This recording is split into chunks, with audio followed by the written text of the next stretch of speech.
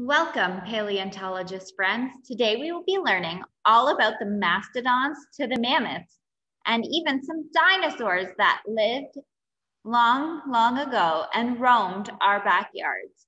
We will be digging up the fun by making sifting screens, putting together our toolkit, and going on a dino dig. So let's get started. What is paleontology?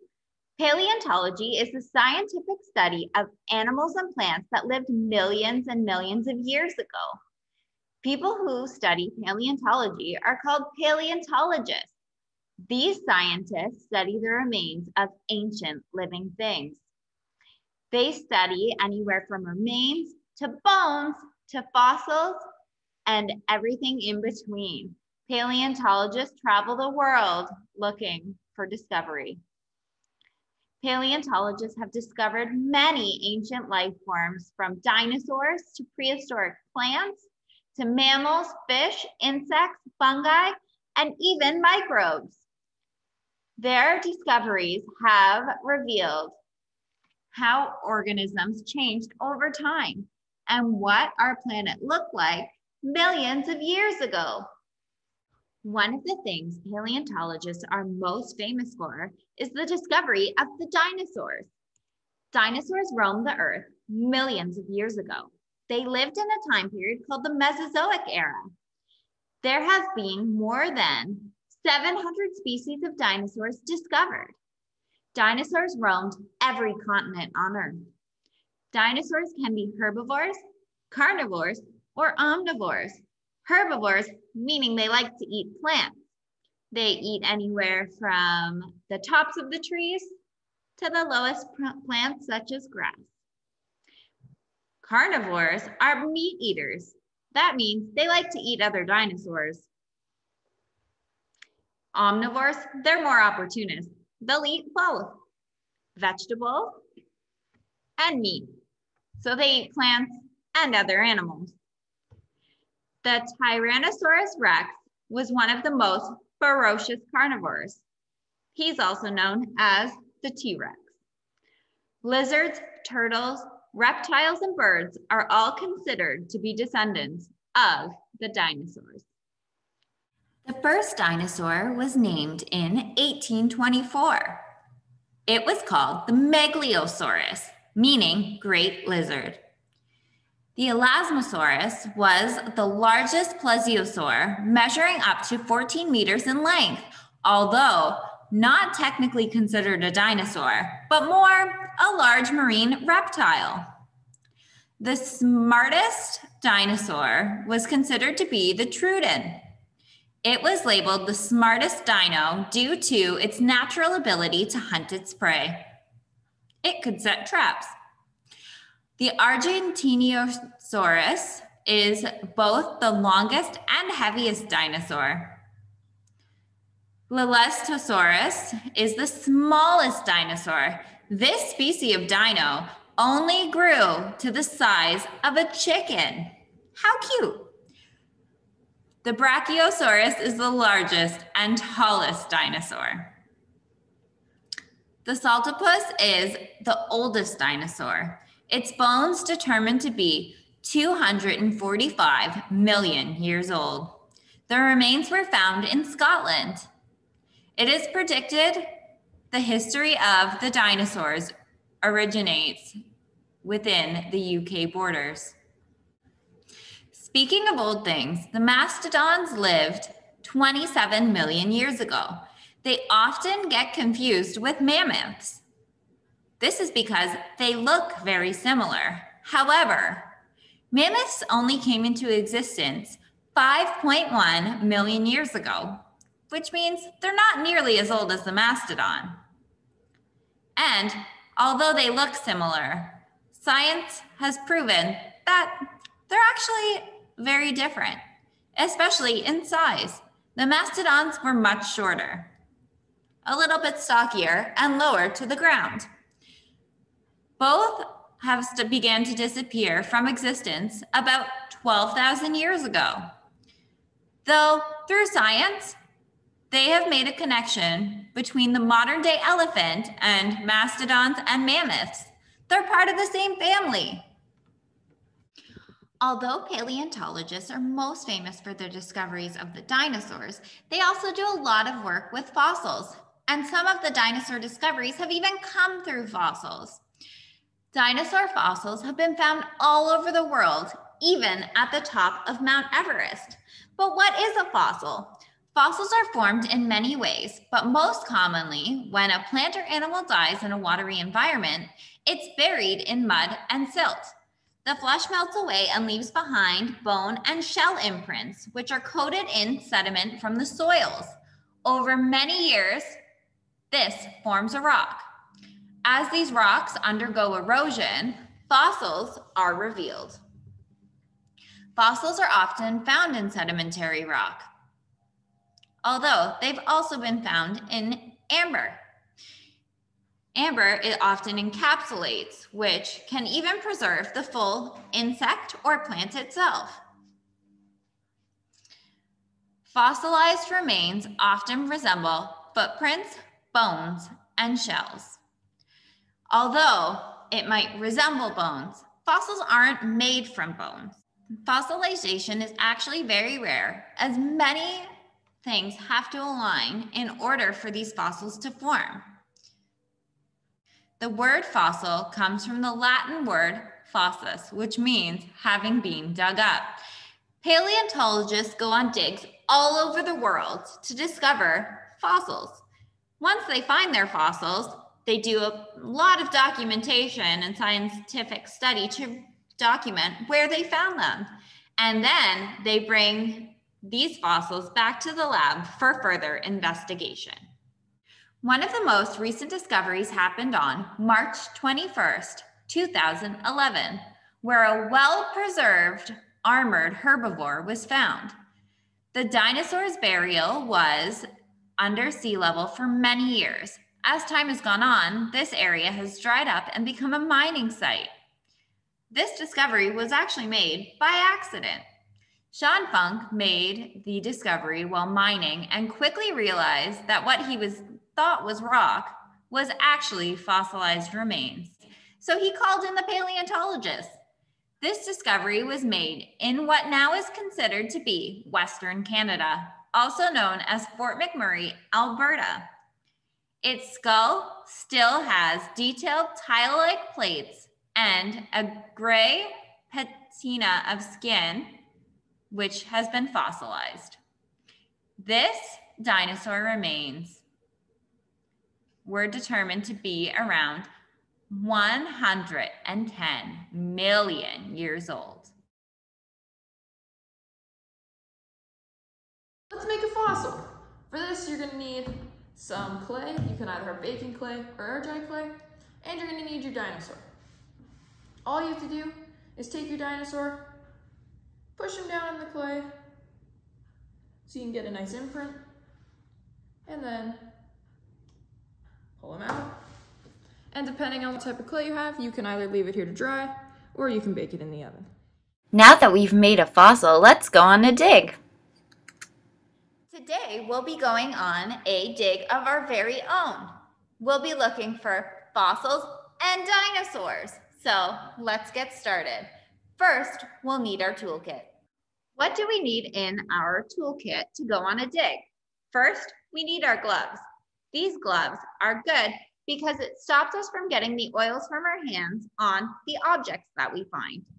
Another thing that you'll definitely need, a shovel.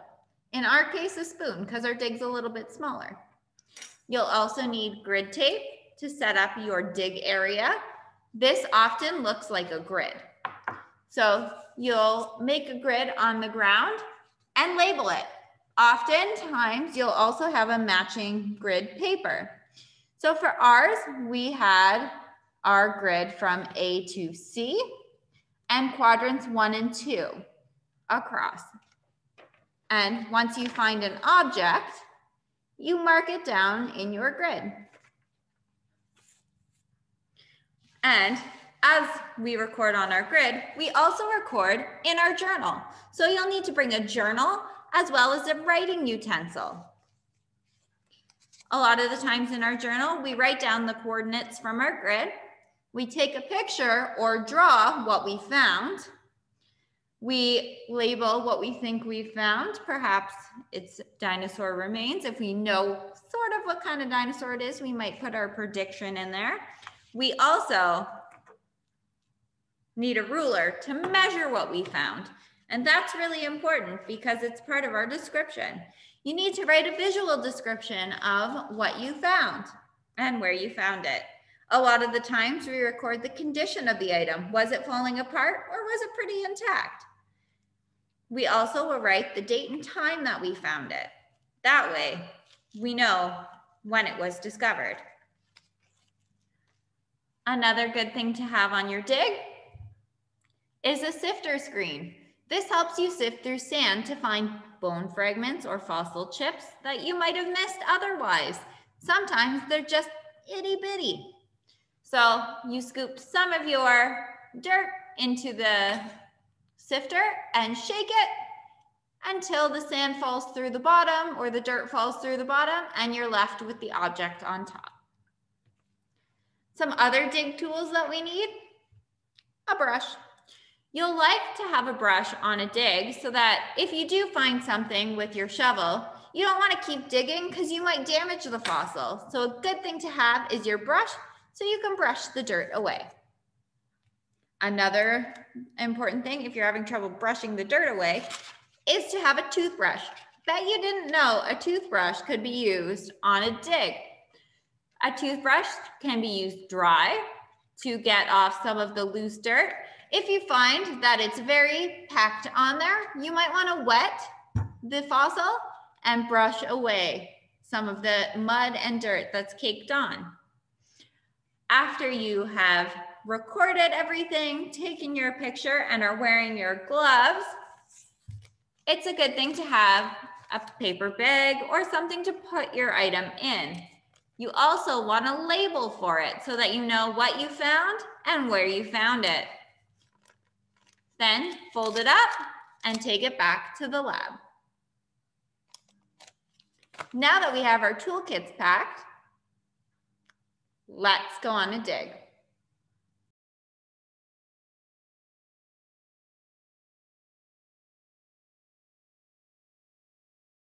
I bet you have most of these materials at home, but probably not a sifter screen. One thing you can do if you don't want to make a screen is use a colander. These are really good, but if you want to make a screen, here's how you do it. Let's make a screen. In order to make a screen for your toolkit, you'll need some tongue depressor sticks. We glued them together with hot glue in the form of a square. We wanted ours to be a little bit smaller because our dig is a little bit smaller. So you can make these two ways. Once you have your square made of the tongue depressors, you'll need some screen and some fishing line or a stapler and duct tape. So for our screen with fishing line, I've already started here. You go around and you thread through, and I'll show you how to do that right now. To thread your fishing line through, fold over the extra and place it down. Hold with your thumb, and you want to take your fishing line through the front, all the way through the back, and pull. For the first one, you'll need to make a knot. So hold your string and pull tight. Oh, came undone. Fold under, pull tight, and one more time.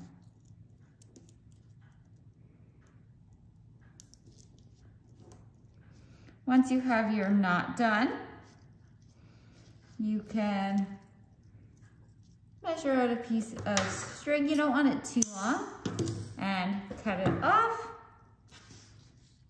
And then hold your screen down and keep threading through. Thread and pull. Fishing line is a little bit challenging to work with because it's very curly. So keep moving your string along. Pull, pull, pull.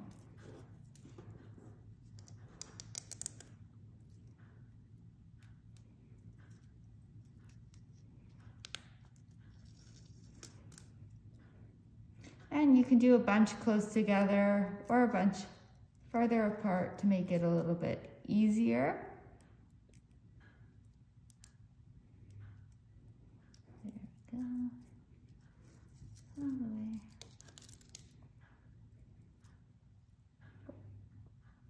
Find the end. We're almost there. It's really curly today. And now for the final one, take it through, pull tight, and now you'll want to tie a knot. So wrap it around, pull it through, and slide your knot down so that your string can't go through, and cut off the extra. And there you have it. If you don't want to go through all of the hassle with the fishing line, you need a stapler and some duct tape. I've already started this screen, stapled it along, so we'll just keep going with that. Slide your tongue depressor underneath and push down.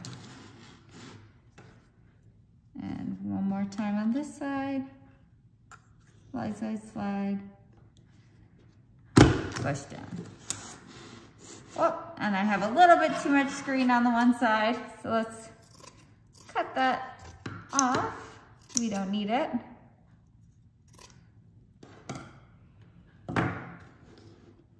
And we'll finish off our screen.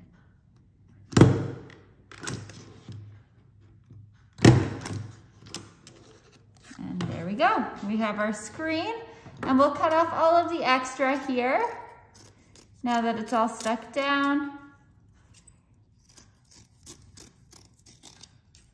There's some extra on here. We'll just cut along.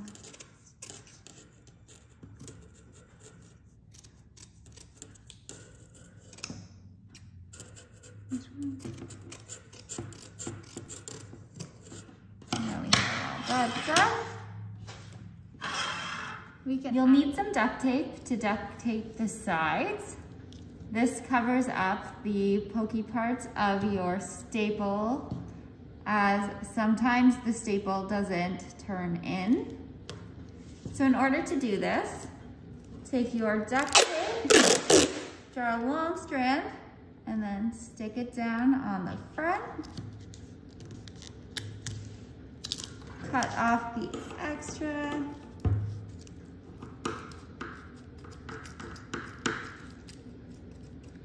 There we go. And once that's done, turn it over, fold it over, and stick it down. Cut off the extra.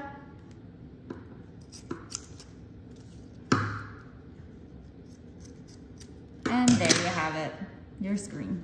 As you can see, our dig box is labeled A to C and 1 to 2. And there is a grid pattern all the way through. We found one discovery right here.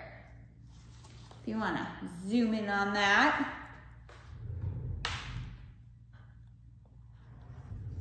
So we know this is a good spot to dig. First, we put on our gloves. This way the oils from our hands don't wreck any of the things that we find. We'll start by sifting through the sand. So you'll need your sifter, a catching tray, and a shovel, in our case a spoon. Hold your sifter over top and take your shovel and dig in. Well, as you can see, we've already found something. Let's put that aside on another tray. That way we don't get them confused.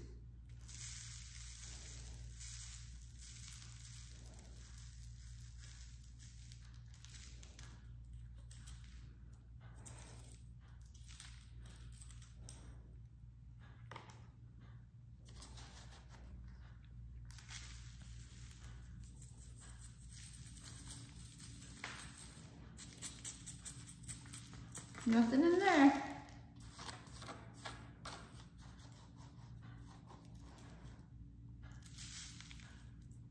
All right, so I think we found, oh, there's one.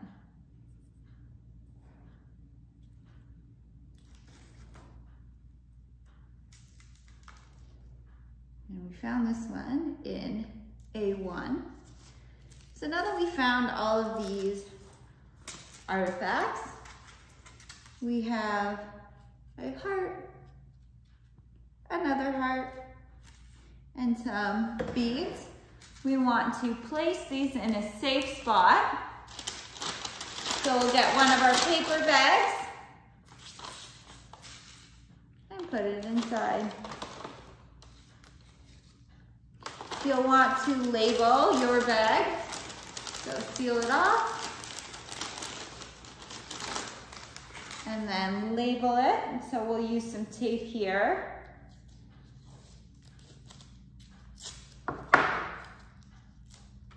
Right there. And we'll write beads ×4. And the location we found it, which is in A1 of our grid. Now let's dig a little deeper. Oh, there's something here.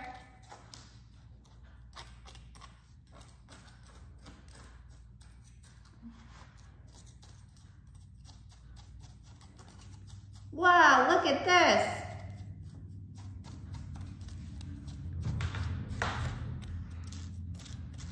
Slightly in B is the head of our dinosaur, and the rest of his body is in A1. You might take a picture here, or you can write it down in your journal. So a lot of paleontologists use journals in order to keep track of what they find on their dig and what it looked like, what it is, what day they found it, the time, what it looked like, what condition it was in. So you might want to draw your picture, add your coordinates. So as we said, he's in A1, but also a little bit in B1. His head just crosses that line. So you'd want to draw the picture, write what you found, and a description. So let's dig them out. Let's get them out. Now that we've found them, we can excavate them, take them out, and place them aside. Then we can use our journal and write all of those things that we need to down. And we want to place our dinosaur in the bag like we did with our beads and locate him.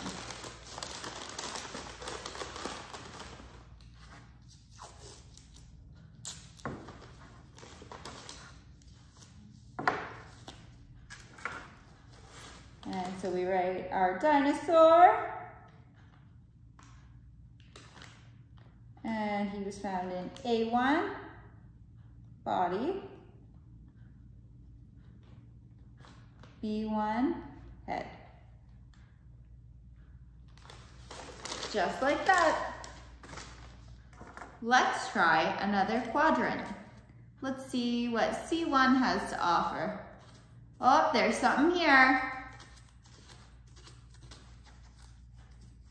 Oh, it's really stuck in there.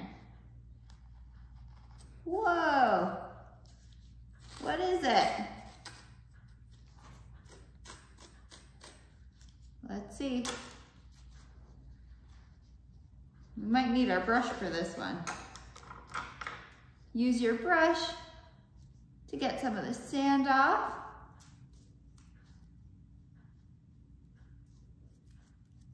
Whoa, look at that, a fossilized dinosaur. We found this fossil in C1. So some archaeologists and paleontologists use what's known as a grid that represents the grid that is part of their dig site. So on our dig site, we have A, B, C quadrants and 1 and 2. We found our dinosaur fossil in C near the bottom.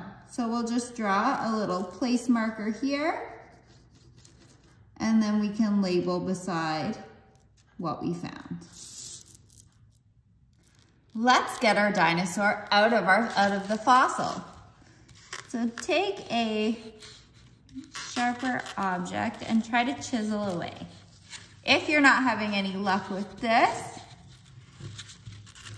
which is very common, a lot of the mud and clay and different things are hard to get off. So sometimes we'll add a bit of water.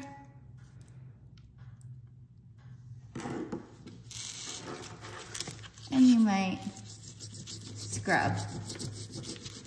See if we can uncover any extra parts of our dino.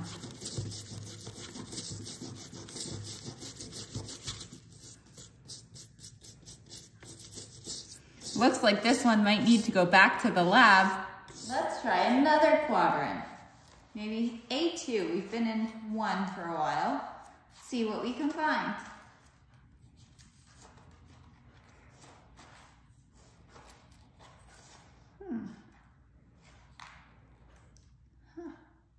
There we are. Oh, I'll move our dig site. Look at that. We now have a dinosaur. Let's clean him off. You want to use your brush, get all the dirt off.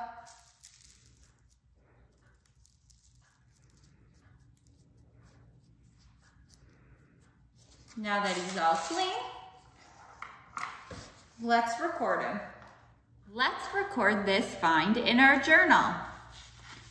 First, we'll open up to a fresh page. And now that we're here, let's draw a picture of our dinosaur. I will trace him since I'm not much of an artist, but you could also take a picture if you're on a real dig or just for fun. Get your picture. Draw your dino. Gotta fix his head a little bit. There we go.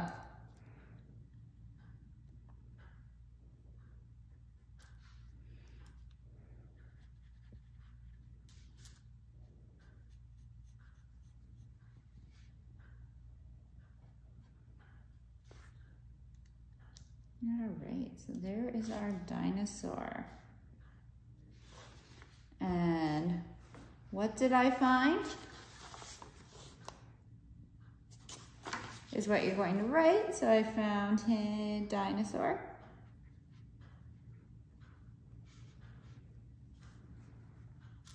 Where did I find him?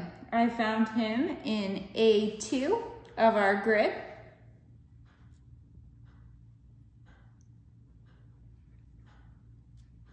We found him on July 14th, 2021 at 2 p.m. What does he look like? He is a small dinosaur.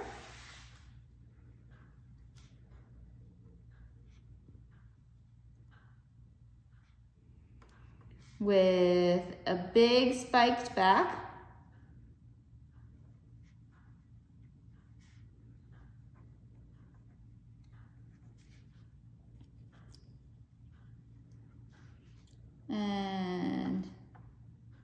He is brown.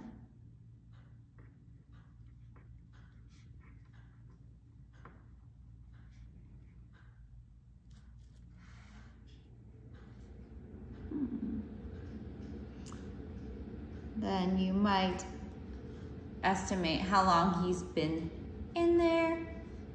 So let's say probably over 100 million years.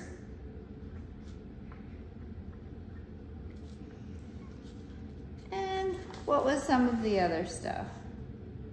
He's in good condition. Good condition. Almost brand new. Very well preserved. And now we have to take his measurements. We want to know how long he is and how wide he is. So, you want to start at the tail and go all the way to his nose. So he is 70 millimeters in length.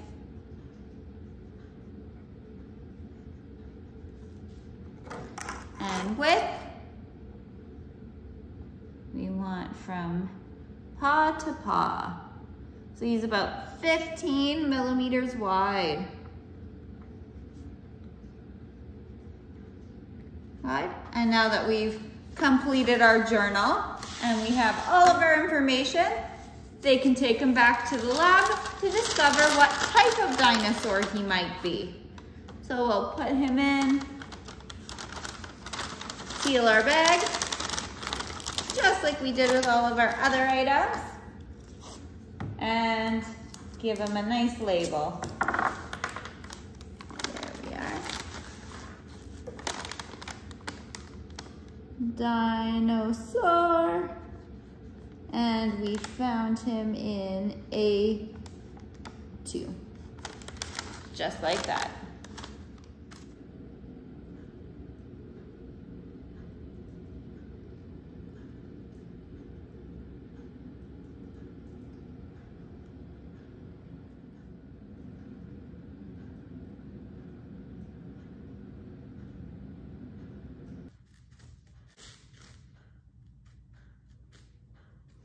Oh, hello.